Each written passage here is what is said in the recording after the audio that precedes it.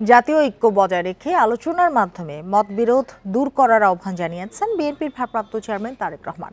শনিবার সন্ধ্যায় এক ইফতার মাহফিলে ভার্চুয়ালি যোগ দিয়ে তিনি এ আহ্বান জানান।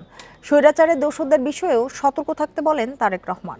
এই ঈদে জামা জুতো অ্যাক্সেসরিজের ডিসকাউন্ট।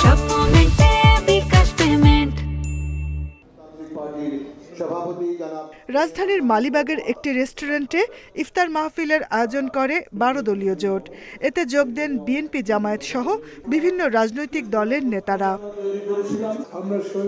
লন্ডন থেকে ভার্চুয়ালি যোগ দেন বিএনপির ভারপ্রাপ্ত চেয়ারম্যান তারেক রহমান। ইফতারের আগে সংক্ষিপ্ত বক্তব্যে তিনি বলেন, পরিকল্পিতভাবে নির্বাচন ও সংস্কারকে মুখোমুখি দাঁড় করানো হচ্ছে। গণতন্ত্র বলতে একজন সাধারণ মানুষের কাছে এক কথায় নির্বাচন, নিরপেক্ষ নির্ভয় ভোট দেওয়ার যে সিস্টেম, সেটিকেই গণতন্ত্র বলি আমরা। সারা পৃথিবীতে সেটি গণতন্ত্র হিসাবে প্রচলিত বা স্বীকৃত।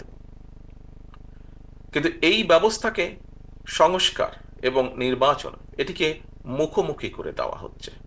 যে ঐক্যের মাধ্যমে স্বৈরাচারের পতন ঘটানো হয়েছে, সেই ঐক্য ধরে রাখার আহ্বান জানান তিনি। যেই ঐক্যকে নিয়ে আমরা স্বৈরাচারকে বিদায় করেছিলাম, সেই ঐক্যকে আমরা ধরে রাখি। মতভিন্নতা থাকবে, আমরা বসবো, আলোচনা করব। তারেক রহমান বলেন, এমন কোনো কাজ করা ঠিক হবে না যার ফলে স্বৈরাচার ও তার দোসররা লাভবান হয়। স্বৈরাচার বা তার প্রেতাত্মারা আবার এদেশের। Jahanara Parvin, Independent News, Dhaka.